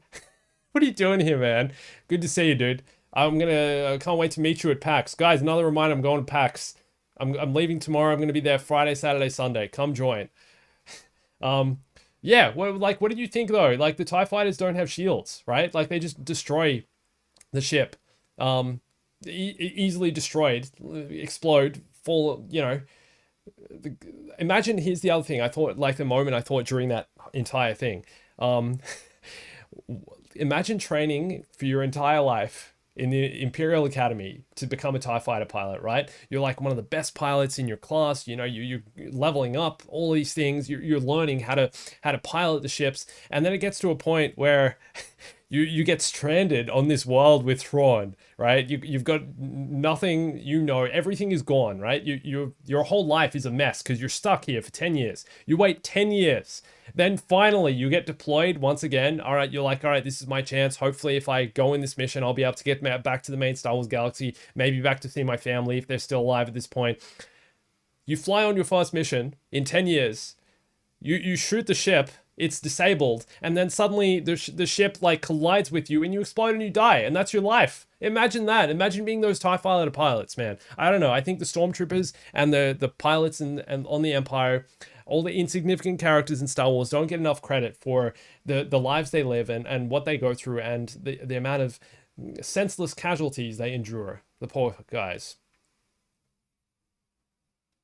Yeah, man, the father statue toasted. Dude, I know. What's going on with that? I don't know. I was talking a bit about that before. It's like how is he going to evolve? Like what's going to happen with Baylan Skoll and where is he going from this point forward? Obviously, like the implications of using the actor again and being back with the act, like, are we going to deep fake him? I really hope that's not the case. I really hope they're not going to use AI. I was talking about that before. You guys disagree, right? You don't want AI. You don't want an AI voice for Baylan Skoll. So unless they've already filmed scenes involving him, is R.I.P. Ray Stevenson. So sad. So sad to see, like, honestly, the best actor, the best character in this show, this is kind of like his final legacy, and I think that's in a ways it's like a really good send off for him. And I'm wondering, here's the other thing as well, I'm curious if they did a re-edit after learning of his death. Perhaps there were some scenes that they decided not to include in this where he kind of evolved to the point, and now they've decided to save them because it's going to explain his journey further, and maybe they want to save him for what's happening next. Because I think we all expected Balin Skull to have more of a role in this final episode. I think we're all expecting him to have I don't know, something more significant, and his story was going to play out more and we'd learn more about it. So I'm very curious now to know if they actually indeed did film more scenes with Balin and with Ray Stevenson that they haven't ended up using yet, because they're like, okay, actor's passed away, we want to, you know, give him a really like respectful send-off, but also somehow be able to continue his story further on, and perhaps like use more takes of him, different shots, or another scene he's already filmed to explain kind of where he goes, what he becomes. Maybe he was already going to become like, I don't know, you know, something to do with the world between worlds and the father and all of that stuff. Maybe he was already going to be fused with that world by the end of this episode, and they decided to not include it because they want to show that at a later point, maybe in the season 2 of Ahsoka, if we ever get that, or at another stage. Not sure. Really interesting though. Yeah. I agree. Balin. Yeah. Oh, you reckon recast? I don't know. Do you guys, yeah, I didn't think I asked you about the recast before. I asked you about deep faking and about using AI to recreate his voice if he was like wearing a helmet or something like that. How do you feel about Ray Stevenson being recast? Because even that, I don't think they can pull it off, because Ray Stevenson had so much presence as an actor and so much kind of, you know, personality on screen, becoming, yeah, basically the most memorable character from this entire season and this entire show, that I don't think like bringing him back as someone else, a different actor playing him, because what if you don't, what if, you know, what if we don't connect with him in the same way? What if, sure, even if it's like a great actor playing him, it'd become, his character would be different in some way, and I'm not sure that's something we can engage with. Like, what if, you know, what if there's like a negative implication around that? What if it doesn't do justice to the character, I guess is what I'm trying to say. That's what I'm kind of afraid for. Yeah. Yeah, agree. No recast. No, you guys don't want a recast. You can do a poll. How do you do that? Can I do that? Is that a thing? Engage with your audience. Oh, I can do a poll. Oh, this is so cool. All right, I'm learning how to stream. Should Disney recast Balin Skull? Question mark. Start poll. Oh, this is so cool. How does this work? Top chat. Okay. Okay, go. Vote, guys. That's cool. Okay, I've never done this before. Okay, so far we're at yes. We're at 52% yes. Such a streaming noob. I'm like, there's all these tools. What other tools are there? You can do a Q&A. Okay, that's fun. Just this and a Q&A. Yeah, okay. It's pretty cool. So most people are saying yes. Oh, it's pretty even though. 54 to 46% are saying yes. I don't know. I'm towards the no side. I think they're gonna have to figure out some other plan for his character and what's gonna happen with him, because I really don't think that they can. I just don't think someone else can pull it off, and I don't think it's, you know, what, like I said, what if they don't, what if it doesn't do justice to the character? Like, what, you know, what if we don't engage with him like in the same way? What if there's more? I just think, yeah, Ray Stevenson had so much screen presence that he's irreplaceable. Honestly, yeah, honestly irreplaceable. Yeah. Oh, dude. Okay. That's another idea. What if they continued his story in animation? What if somehow like he's involved in Tales of the Jedi, or even, you know, who knows, like we don't really know what's happening after the Bad Batch season 3. Like, I'm assuming another show is going to be announced. Perhaps they're going to go deeper into Tales of the Jedi and flesh that series out more and create more of a I don't know, create more of a, like, make it less serialized, less kind of just, oh, here's 6 episodes about these 2 characters. Like, Tales of the Jedi, I think, is something Dave intends to return to, and has kind of hinted that there's going to be more of it, exploring yeah, more stories of, you know, lesser known Jedi, or just less prominent Jedi, which is something I think would be really cool. Like, I'm sure he wants to make a Plo Koon episode at one point and explore that character. We all know Dave Filoni's obsession with Plo Koon, but at the same time, yeah, it's like, yeah, like maybe that's how they can explore Balin Skull's character. Maybe it can go down that route. I think that'd be really cool. Yeah. Yeah.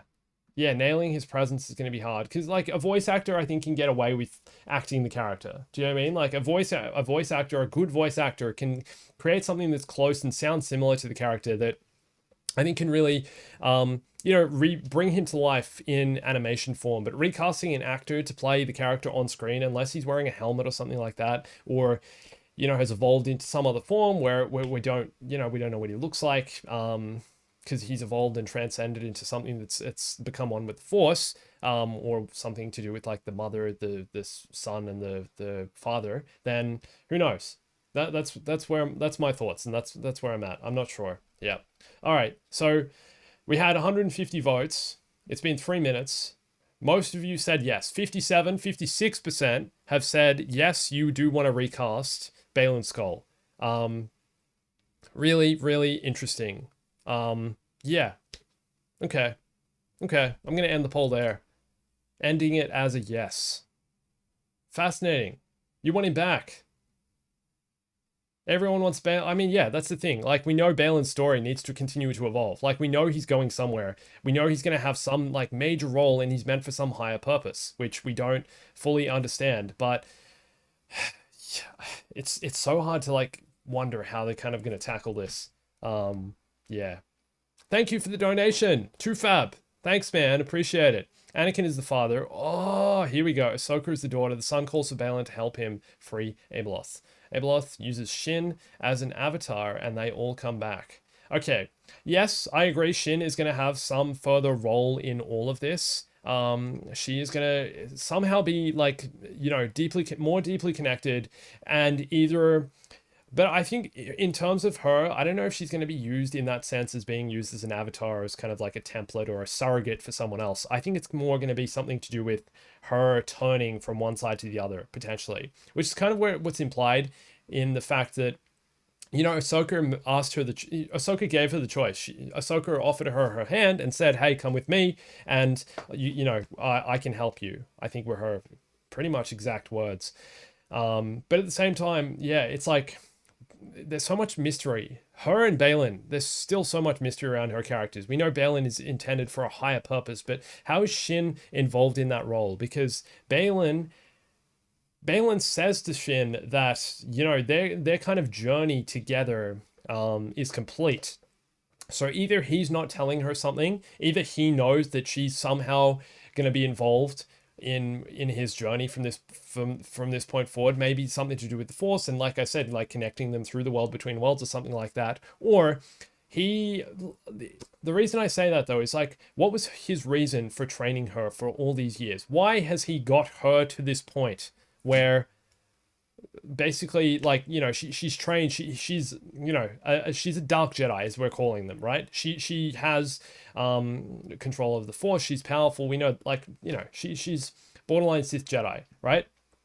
What was his purpose for training her? Was it just to get him to this point where he knew he's been called to this higher purpose? Or was it something deeper? Does he know that she's also going to have a role in his future and in the future of in the galaxy, or in the future of whatever's happening in the world between worlds? I don't know. That's interesting to me. Yeah, still no idea where this is going. I think Shin is going to have a much more significant role than I think we might anticipate, though. I think she's like going to be a key factor in all of this, which is kind of why she's still around, and why, the other thing as well, Dave Filoni didn't really take many risks with killing off any characters. The only character he's killed, I mean, Marok, right? We talked about Marok before. And also now Morgan Elsbeth, right? Who, her purpose was completed. She kind of had to die, if I'm being real. Like, her whole purpose in the series is completed. She served her purpose, which is exactly what Thrawn mentions. Her kind of journey is complete in, getting Thrawn back to the main galaxy, of resurrecting the Dathomirians, bringing them back after the purge, and bringing their civilization back to life. So her role is complete. She needs to die. That's generally what happens when a character's story arc is complete, especially a villain, I guess. But that said, like, so clearly there's something further coming for Shin Hati. And I love, honestly, like, I'm glad that Dave has kept her and Balin's characters alive, because now we know they being the most, like I said, some of the most memorable characters I think we've had in recent years, we know that they're going to evolve into something more, and that we still get to see more of their journey and more of kind of where they're going and what they're going to become.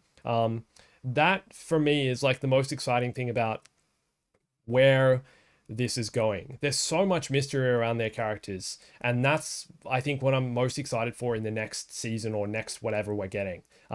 It's not only about, yeah, I don't think it's only about, as excited I am for seeing what happens with Thrawn and him, basically returning to power, whether that's through use of the Dathomirians and bringing them back to life through whatever's in those crates that he's carrying. We're assuming the undead caskets, right?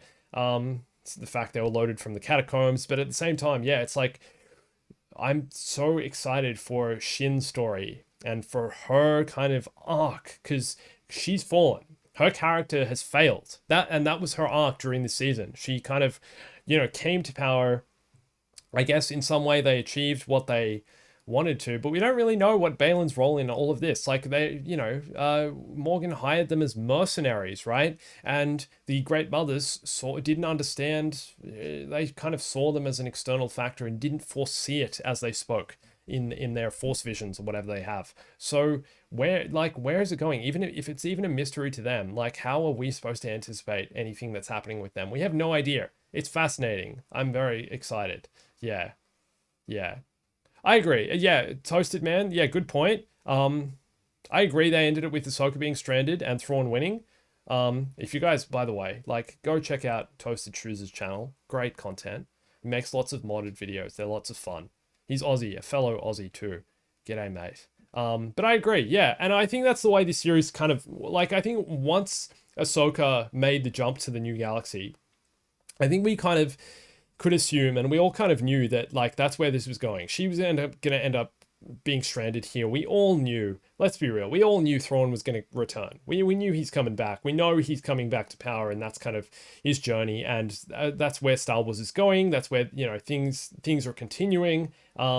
It's what happens in Star Wars Legends, right? And Dave's continuing that legacy.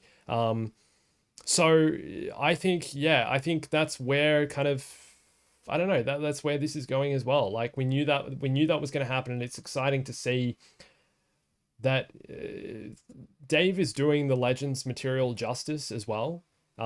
He's kind of acknowledging that material and what Star Wars originally was, what Thrawn originally was, and acknowledging that Thrawn is the big baddie. He's coming back. He's basically the biggest threat in the galaxy since Darth Vader and the Emperor. And honestly, the scariest villain, but in a different way. He's potentially not as frightening in terms of his sheer power or rage. It's more in his manipulation and his control of his armies and in his strategizing that we know his power lies. And I think it's going to be exciting to see him use more of that as this continues, and see what he's going to achieve as the heir to the Empire.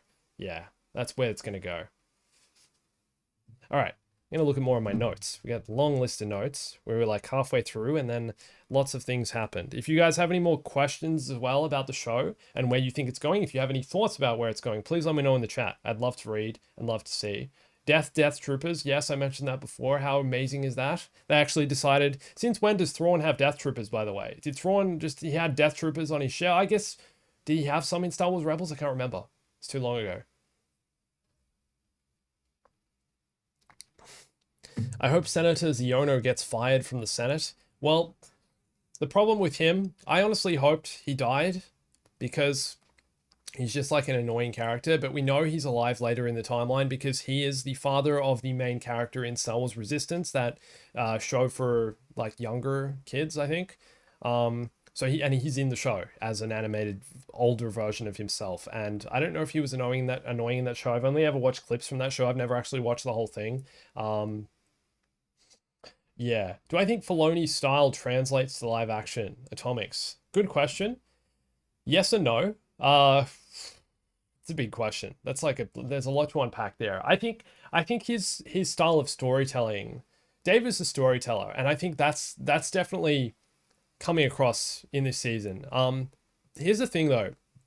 I think we all need to remember the first 3 episodes of Ahsoka, I made a clip about this yesterday for the Clips channel, but the first 3 episodes of Ahsoka were kind of pretty mid. Do you know what I mean? Like, they weren't anything to get that excited about. And I was honestly at the time very skeptical about the show. And kind of how it was going to progress, because the first 3 episodes were a lot of setup, a lot of, slow action. The only characters I was interested in were Shin Hati and Baylan Skoll. There was no Thrawn yet, I guess. There was no Anakin yet. It was just slow, man. And it was kind of like doing catch up for everyone who hadn't seen Rebels, but also doing it in a way that was like weird. Like we didn't really know, even like why Ahsoka wasn't training Sabine properly and why they'd had a falling out and stuff. And I know that was supposed to be like the mystery of the series, but that really didn't hit for me. Like, that wasn't that interesting. And also the whole Sabine thing where she gets stabbed and is just totally fine the next episode. I'm still super critical of that kind of thing. It's like, come on, man. R.I.P. Qui-Gon. And I know she got medical attention straight away, but Star Wars is making a habit of doing this. Same thing happened with Reva. Reva's been stabbed like twice now. Once as a youngling. Do you really think she got help when she was a youngling, when Darth Vader stabs her in the Jedi Temple and she survives, and then she gets stabbed again, she survives? She's like impossible to kill. And also, the only one that I'm fine with is the Grand Inquisitor. When Reva stabs him, I believe, because the Palans, his species, I believe, are supposed to have like 2 hearts or something like that, or 2 stomachs, or I don't know. So for me, him surviving is more believable. But the first 3 episodes of this season, yeah, just a bit shaky. And like, just remember, yes, this season has had like a major turnaround, right? There's so much that's kind of come out of it since then. And I think it's some of the most memorable Star Wars in recent years. I think it's, really, really high up there, especially the middle of the season, when they introduced Anakin. You get the Clone Wars flashbacks, even everything happening with Shin Hati, Baylan Skoll, them getting to the new galaxy. Like, it was exciting, suspenseful stuff, and I really enjoyed that. But overall, I don't think we can say like the season as a whole is some of the best Star Wars we've had. Do you know what I mean? Like, it was still towards the start, it was hit and miss. The last episode has left a lot of open ends, and a lot of things kind of unfinished and there's still a lot of mystery around what's going to happen, which is a good and a bad thing. I'm not saying they should have tied things together more neatly, but the whole time, like the second half of this episode, not the second half, the final act of this episode, I was on the edge of my seat being like, please don't end, please don't end, please don't end. Like, I need more. Like, it's not enough. Do you know what I mean? Like, okay, like Ezra's gone, Thrawn's gone, he's gone back to the new galaxy, and then the episode starts to wind down, and I'm like, no, like the music slows down, the pacing of it slows down. We're kind of seeing just everyone kind of settling, and everyone's settling in their own little world. Like, Ahsoka and Sabine return to the villages, right? Shin is with I don't know, what do you call them? Like outlaws, raiders. Baylan's up on the mountain with the father. Yeah, I don't know. It was like, oh, come on, like, we need more. And that's the vibe I got from this. But yeah, pretty sketchy opening for the series. Also, who is feeding Sabine's Loth cat? Everyone just forgot about it. Like, it's in the tower on its own, back on Lothal from the first episode. I think we saw it in the second episode as well, but it's just like chilling there on its own. Like, how is it eating? Because we saw when Sabine got home, she fed the cat. And this is a cat that's been domesticated as well. It's not like a wild cat. Because in the wild, I'm pretty sure they're fine. Like, they're actually, Loth cats look out for themselves. They're very independent. They live their own life, kind of thing. But who is feeding her cat, man? Has she got someone going over? Is someone taking the cat for themselves? Like, why didn't she just bring it aboard the ship? It could have come on this whole journey with us. Bro, it's like, man, what's happening with her cat? That scared me. I don't know. Her poor cat. Justice for Loth cat? Exactly. Yeah, all right. Yeah, imagine that litter box. Stinky place, yeah. Eaten by Loth wolves. This is great. Automatic feeder. That's what I thought. But, like, why not show that earlier in the season though? Like, why show Sabine physically taking something out of a jar and feeding the cat? Why not show, oh yeah, by the way, there's an automatic feeder here, so for later in the season when there's going to be no one here for literally probably years, if we're being real about how long they're going to be stranded there, what's happening with the cat? I think like I'm asking the important questions here. Forget about what's happening with Ezra and Balin up on the mountains. Who cares, man? Who cares about that stuff? What is happening with her cat? Yeah, Jar Jar's gonna feed the cat. I don't know, man. I can't see it happening. Jar Jar's too busy being the overruler of the galaxy. Jar Jar is the real. He's the real controller of the world between worlds. Let's be real. Jar Jar knows what's happening. He knows where it's at, and he's somehow Palpatine returned. I don't think so. Jar Jar brought Palpatine back. Jar Jar brought Thrawn back. Somehow Thrawn returned to the main Star Wars galaxy. Oh man. Oh yeah. Okay, there was a reference to Darth Maul. I don't know if you guys got this. It was for a Star Wars Rebels reference. So, the moment you guys remember, it was when Ezra didn't believe he could make the jump, right? Ezra's about to jump onto the Star Destroyer, and he's like, "No, I can't do it. It's too far. I can't do it." This was a reference to, I believe, when they were in the Sith Temple on, don't ask me what planet, I don't remember, in Star Wars Rebels, and yeah, like Darth Maul, or just Maul, only known as Maul at that time, helps Ezra and says, "No, like you can do it. I'll catch you," when they're trying to get the Sith holocron, and then the whole temple collapses basically, and then Ahsoka has her duel with Darth Vader. In that whole episode arc story, they've just killed a bunch of the Inquisitors. Yeah, it was her. Like, yeah, awesome reference to Darth Maul. But I think also Malachor. You guys coming at me. I knew that last week. I remembered the planet. This week, it's not in there, man. There's so many new thoughts in there. Yeah, like I was saying before, I can't even remember the name of the species. Noti, the little guys, the shell guys, right? That Ahsoka and Sabine are chilling with now. Yeah. Yeah. Anyway, but also I think that almost leans into, I still want to see them explore some level of dark side that's within Ezra, because I think it's within him, and that's something we saw in Rebels when he's tempted by the dark side, and he's tempted by Maul, I think, in that sense. And Maul wasn't necessarily evil during that episode. Noti, thank you. It is Noti. But Maul was, kind of influencing him to use his hatred and anger within him as it's stronger. And I think that's still something that's within Ezra.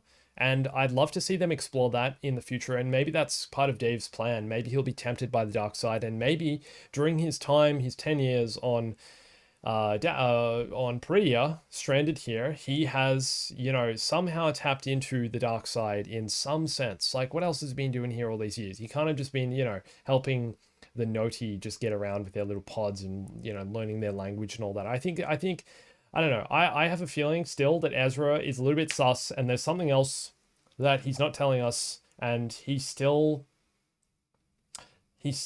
I don't know, he's still connected with the dark side in some way. This is great. Yeah, the Noti are the creators of the Force. Can you imagine? Oh, well, all right. So like, let's connect them in that James Mangold film that he's making. I was talking about this before, guys. You remember the film?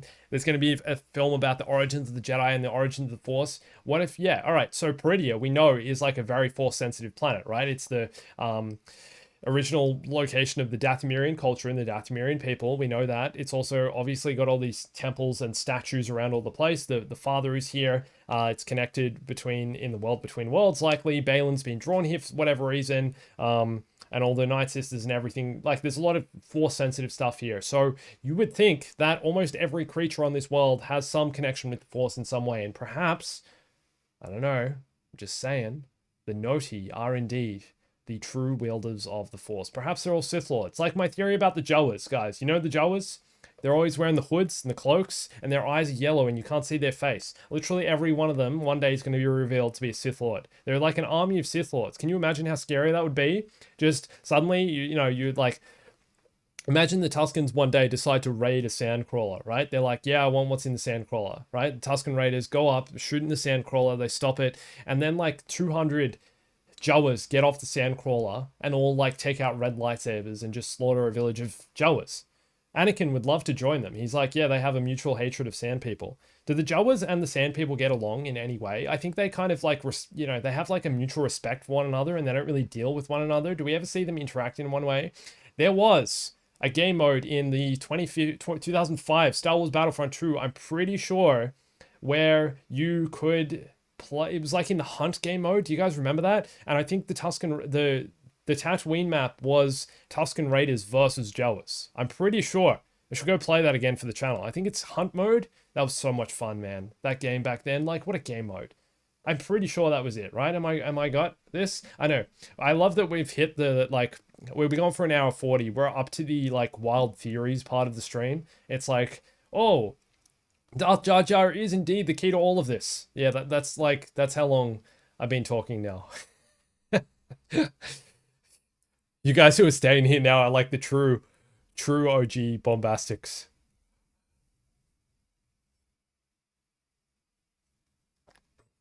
Oh, Ezra had a secret alliance with Thrawn, leaving the others behind, and that's why he didn't stay on the ISD, letting Thrawn basically. Okay, yep, agree.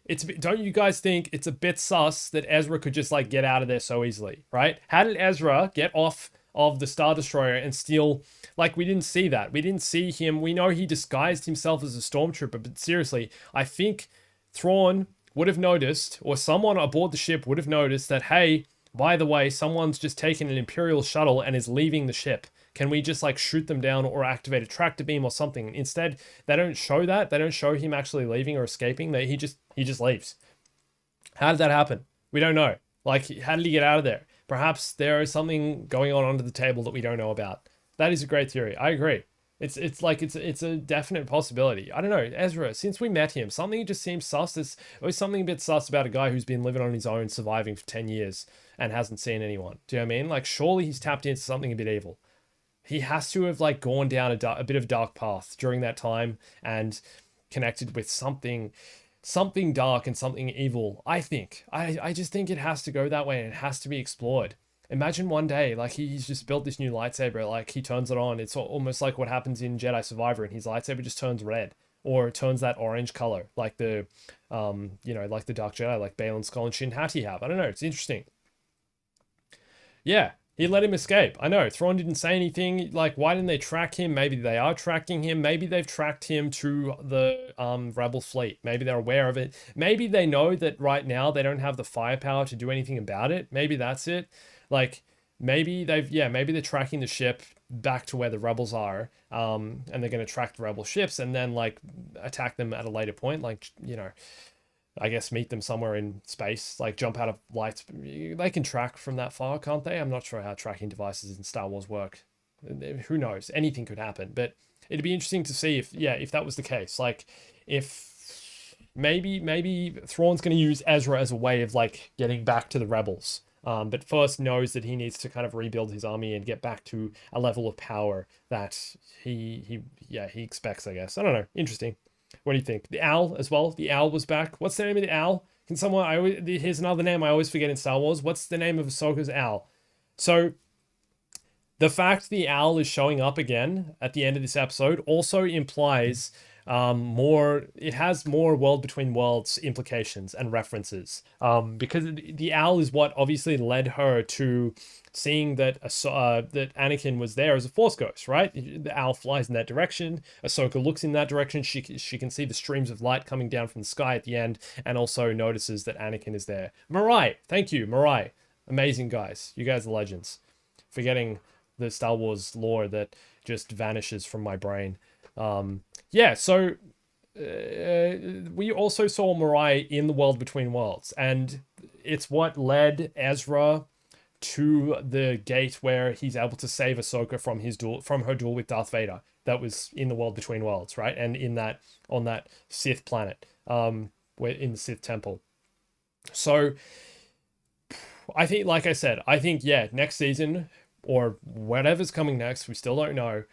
We're definitely going to see something more explored in that World Between Worlds space, whether that's Ahsoka in the World Between Worlds, or like them using it as a way out of this planet. But I don't know, just the fact Mirai is here is, once again, it's another way Ahsoka is connected with the Force, and Mirai is, I guess, been her kind of spiritual guide for a lot of this, and her kind of, overseer of, Mariah is like her guiding light, I want to say. So he's here, and He or she? Is Mariah boy or undisclosed? I'm not sure. But yeah, I love that. I love that they've reintroduced that character, and yeah, it looks like we're going that way. World Between Worlds is going to happen. Yeah. All right. A few more questions, guys. A few more notes. How much of a troll was Ezra? Like, why? Just why? Look, he's like such a performer, but why was he still wearing the stormtrooper armor when he got off of the ship at home on at the rebel base? Why? Like, he could have taken the helmet off before he got out, so that they weren't like, oh my gosh, it's the stormtrooper, and they all like raised their weapons and stuff. Obviously, like Ezra, he's a troll. He knew they'd be skeptical. He wanted to like have this awesome reveal moment. Just saying, he's like total troll. He definitely did need to do that and scare everyone. Like a nice moment, but like I'm sure they would have just been just as pleased had he walked off the ship. And it's just like, hey, I'm back. Not like, oh my gosh, it's a stormtrooper. Oh wait, no, it's just Ezra. I also love the fact that Chop knew it was him straight away. Yeah, Chopper knew straight away. He's like, oh, Ezra's back. Yeah, imagine they shot him. Exactly. And Stormtrooper armor wouldn't have done anything. They would have had to bring him back he's a night trooper. They would have had to bring him back using the Force. Don't know. Exactly. He liked the drama of the moment. He's a drama queen. Exactly. Imagine they just shoot him straight up. Imagine one of the rebels, for whatever reason, has like really, really bad PTSD from maybe like a stormtrooper killed his family or something. Maybe like a stormtrooper's like raided his village or something and killed everyone he knows. And so every time, like if he sees a stormtrooper, he just like aims and fires. Like imagine that happen. Ezra didn't think about these things, man. He just trusted in the Force, I guess, and wanted to have a bit of a troll moment to return as a stormtrooper initially. I don't know. Thought that was funny. He's just like walking out of the obviously, like, what are you doing, mate? What are you yeah. I wonder if Dave thought of that. I wonder if that was Dave Filoni's idea. They being like, all right, let's make him walk out as a stormtrooper. Ezra, I guess, always had a bit of cheek to his character. He was always a bit like bit of a cheeky boy, do you know what I mean? So it kind of goes in hand with his character, and he's kind of teasing that. And he just walks out, stormtrooper. Yeah, pretty funny. I don't know, but also totally unnecessary. Oh, you reckon Chop's Force sensitive? Yeah, how did Chop know? I feel like the droids have some kind of just like you know, he sensed him somehow, but it's some kind of unwritten rule for droids that they have like a sense of knowledge and knowing that isn't really explained, and I do like that. You know, it's something we just don't fully understand, and they have a sense of consciousness about these things that they just know. Yeah. Do I think Morgan is dead? Yeah, I actually do. Yeah, Morgan's definitely dead. I'm pretty sure. Yeah. All right. What else have we got? So the episode was called The Jedi, the Witch, and the Warlord, which I also thought was quite interesting. So the Jedi being Ahsoka and the other Jedi. Jedi, I guess, can be plural. The Witch was Morgan Elsbeth, and the Warlord was Thrawn. But interesting that this title also didn't have anything to do with Baylan Skoll or anything to do also with Shin Hati. Like it was totally, you know, they were totally absent in the reference. I guess in some ways they could be referred to in the Jedi category, but they were kind of external to this entire story of what happens in the finale. Their arc in this series was kind of completed in the previous episode. Like we didn't really see much any of their development in this, apart from, you know, what, he's standing on a mountain and he's wearing different things, Baylan, and then Shin is obviously joining the Raiders. But beyond that, there was no character development for either of them, which I thought was interesting. And like I said, I think Dave is saving their journeys for later on and for something else. But Ezra is Snoke? I don't think so. Yeah. Thank you so much for the $2. I'm going to try to say your name. Neo6, no. No. What you think is next, season 2 of the movie? I think season 2 of Ahsoka will be next. But first would be Mando season 4, which I believe Jon Favreau has already written, and they are starting development on sometime soonish, but potentially not until next year. Yeah, not sure. Yeah. Lion, the Witch, and the Wardrobe. Yeah, I could see that. Okay, that's similar. Yeah, what did I say? The Jedi, the Witch, and the Warlord. I didn't make that connection. That's a good one. Similar title, maybe going for a similar thing. Maybe you're right. Um, yeah, the whole Sabine family thing. I think I talked a bit about this earlier, but the fact, does this imply that Ahsoka has, Sabine obviously, I think she has some level of dark side within her to an extent, but not to an extent where I think she's going to turn to the dark side at all. She kind of seems to have a sense of like she's such a strong character within herself and kind of backs herself so much and has almost like a sense of arrogance about things that, when she, I mean, there's not, she doesn't believe in herself in every sense. Like she doesn't always believe, I can do this, I can do this. But part of her character is just like she has a cockiness to her, which I like. But Ahsoka, I think for a while, like it was implied she saw that as a bad thing and saw, okay, this could mean like, she's going down a bad path. She's seeking power and she's seeking Jedi training and becoming this because of everything that happened with her family on Mandalore being slaughtered, right? In the Purge of Mandalore. And she almost wants revenge for that against the Empire, which is why she's training as a Jedi. So that was clearly a point of division between Ahsoka and Sabine and why they kind of, I guess, clashed and, why there's been a bit of tension between them throughout this season. And then obviously Hu Yang references that, a relationship between a master and an apprentice is always like it's good and bad. I can't remember his exact quote, but yeah, he seemed to imply that. So yeah, but I can't see her like turning to the dark side in any sense. I think she's like her character is too strong and kind of her belief system is too strong. Like she values connections and friends, but I don't see her like, for example, turning to the dark side over Ezra or something like that. Ezra is the one we got to be careful of. That's my opinion. What do you guys think? Yeah, interesting. Yeah, that's the other thing. Yeah, okay, nice one, Bryce. Yeah, at one point during the fight when they were fighting the undead troopers, Ahsoka told Sabine to use her blasters. So clearly, Ahsoka still values her original skills. Do you know what I mean? Ahsoka still values that Sabine has learned and trained as a Mandalorian for such a long time and understands that she still has so much, like so many skills and so much potential in that sense. Like she's a fully trained Mandalorian, was pretty fearless during Star Wars Rebels, and a good fighter and a good user of a blaster, I guess.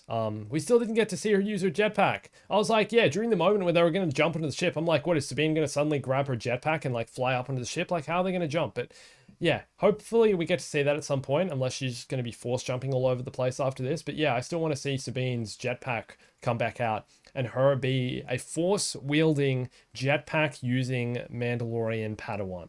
That's what Sabine is. That's a lot of confusion there. Yeah. Yeah, we've talked about, all right, we've talked about Ezra's saber, so cool, being thinner as well, the color, the collision. Here's the other thing. Just, I don't know, I kind of want to say this. This is a bit of a silly one. So, Ahsoka says to Sabine, you need to train your mind, you need to train your body, and you need to train, your, like, I don't know, training the force, trust in the force, right? I'm pretty sure there's some Jedi that didn't train their bodies, right? There were definitely some Jedi who were a bit on the lazier side, right? And potentially, I don't know, looks like they didn't really go to the gym or didn't work out. Like Anakin and Obi-Wan, for of course, during the prequel era, were so fit. They look so fit. Anakin is like fully shredded in Revenge of the Sith, right? But I'm pretty sure there was some Jedi out there that didn't train so much. Do you guys agree with that? Do you remember? Can you name any Jedi that potentially weren't in the best shape? Ahsoka saying train your body. Obviously, Ahsoka is the apprentice of Anakin, so she's going to be in tip-top shape as well. She's going to be, full fitness pretty much always. But pretty sure that there were some Jedi out there that weren't. And they were more into the spiritual side of things and liked sitting around and meditating more than they did practicing their skills. Here's the, okay, the violence. I want to talk, lastly, about some of the violence in this episode, because we got our first, I think, one of our first, if not the first, Disney dismemberment, where, no, not dismemberment, decapitation, where they cut off the head of the undead Death Trooper, which I thought was pretty violent, but also, yeah, like, it's a lightsaber, it's a Disney lightsaber. So obviously they don't do as much damage as they used to do during the prequels, unfortunately. Can't get away with that with the censors, clearly. And Disney don't want to do violence in that way, I assume.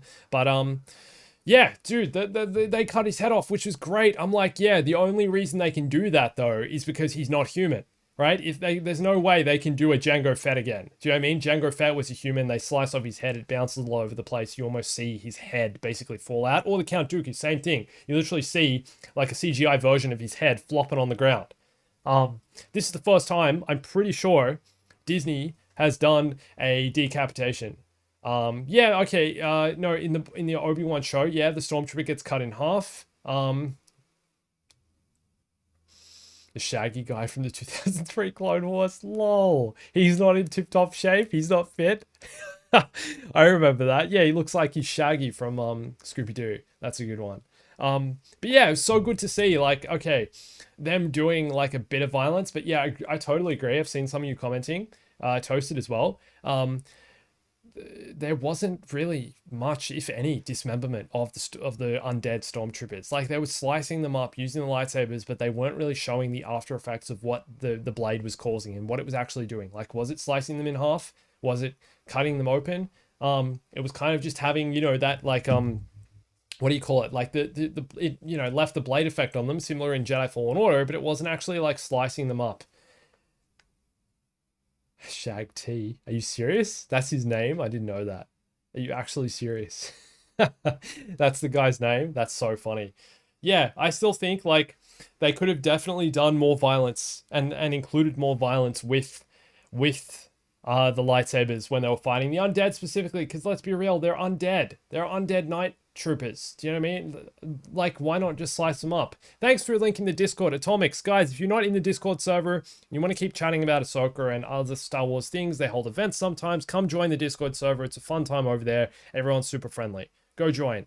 Well, I'm talking about that as well. So like I said, I'm going to PAX very, very soon. Tomorrow, I'm flying to Melbourne. Gonna meet guys like Toasted Shoes there and other YouTubers, but also just hopefully meet a bunch of you guys. So if you're going or if you're going to be there, come follow me on Instagram. I'm probably going to be sharing most of what I do at the event over there. It's Shaggy. I'm literally stunned that they actually called him that. That's what that guy needs to become canon. The Shaggy Jedi. That's so cool. But yeah, come to PAX if you're in Australia or if you're in Melbourne tomorrow. Sorry, over the weekend. It's going to be fun. It's going to be a fun time. I can't wait. Can't wait to go to an event. It's been a while since I've been to an event. I think the last one I went to was back in March for the Jedi Survivor event, which was also lots of fun. I will see you there. I'm going to see hopefully a bunch of you there. It's going to be fun. So yeah, come on down. Come follow the Instagram as well. And yeah, thank you so much. I just want to say as well, doing this series of streams has been a lot of fun, and it's honestly something I'd like to do more of in future.